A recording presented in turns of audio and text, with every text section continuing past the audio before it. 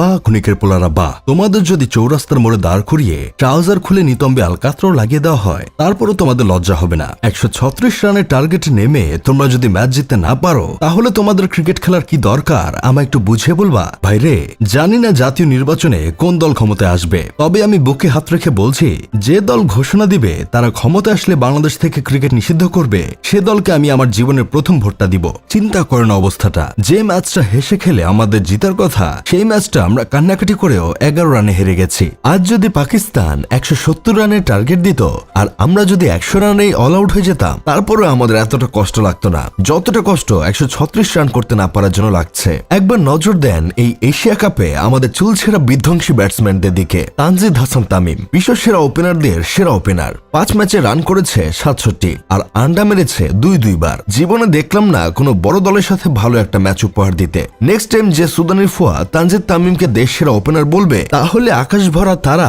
তার টুট মারা আমি সারা করব। পারভেজ হোসেন ইমন 1 সেঞ্চুরি করে 15 বছরের জন্য জাতীয় দলে জায়গা নিশ্চিত করা একমাত্র প্লেয়ার। সে আবার জন্টি রোডসের চেয়েও ভালো ফিল্ডার। এশিয়া কাপে 4 ম্যাচে 40 রান করেছে, এর মধ্যে 2টা আন্ডা মারছে। তাহিদ হৃদয় প্রিয় ঢাবিয়ান ও ইন্টারন্যাশনাল প্লেয়ার, যাকে বলা হয় রবীন্দ্রনাথের শিমেল ভার্সন। 1 ম্যাচ ভালো করলে ফেসবুকে 3 পৃষ্ঠার কবিতা লিখে। এশিয়া কাপে 6 ম্যাচে 169 রান করছে। শ্রীলঙ্কার সাথে ম্যাচটা বাদে বাকি 5টা ম্যাচে তার ব্যাটিং দেখে মনে হয়েছে টি-20 না, সে 5 দিনের আন্তর্জাতিক টেস্ট ম্যাচ খেলছে। শামীম হোসেন পাটোয়ারি, ওরে দয়া করে কেউ 1 গামলা পান্তা ভাত দাও, সাথে পেঁয়াজ কাঁচামরিচ। ও ভাত খেয়ে ভুড়ি বানা, ক্রিকেট খেলা ওর জন্য না। 6 ম্যাচে রান করেছে 97 আর ডাব্বা মেরেছে 1টাতে।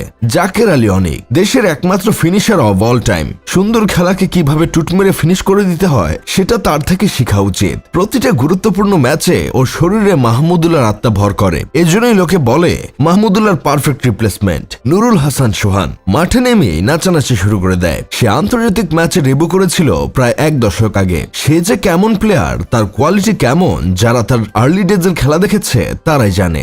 গত ম্যাচে 21 বলে করেছে 16 রান, তাও ভুলে একটা ছক্কা হয়ে গেছে। কোনোদিন দেখলাম না একটা বেসিক ক্রিকেট খেলতে, অথচ তাকে কেন দলে নেয় না, এর জন্য তার ফ্যানরা কি পরিমাণ কান্নাকাটি করত। মোহাম্মদ সাইফুদ্দিন বিশ্বসেরা ব্যাটিং অলরাউন্ডার, ব্যাটিং এ পারফরমেন্স যদিও নাই, এশিয়া কাপে 1 ম্যাচে 4 রানের বিধ্বংসী ইনিংস খেলেছে। তাকে নিয়েও ফ্যানদের কান্নাকাটি, কেন তাকে দলে রাখা হয় না। এখন বুঝলা তো সে কি চুলমার্কা খেলোয়াড়। মাহেদী হাসান, বাংলার মানুষ তাকে দ্বিতীয় সাকিব মনে করে, অথচ সাকিবের একটা চুলে সমান না। এশিয়া কাপের 3 ইনিংসে 20 রান, একটাতে ডাব্বা। এই হলো আমাদের ব্যাটিং লাইনের অবস্থা। কথাটা খারাপ শোনালেও বলতে হয়, বাংলাদেশের এই 8 জন ব্যাটসম্যান মিলেও অভিষেক শর্মার একটা চুলের সমান হতে পারবে না। আমি 100% গ্যারান্টি দিয়ে বলতে পারি, এই দল যদি অস্ট্রেলিয়া কিংবা ইংল্যান্ডের নারী দলের সাথে টি-20 ম্যাচ খেলে, ওরা নির্ঘাত হারবে।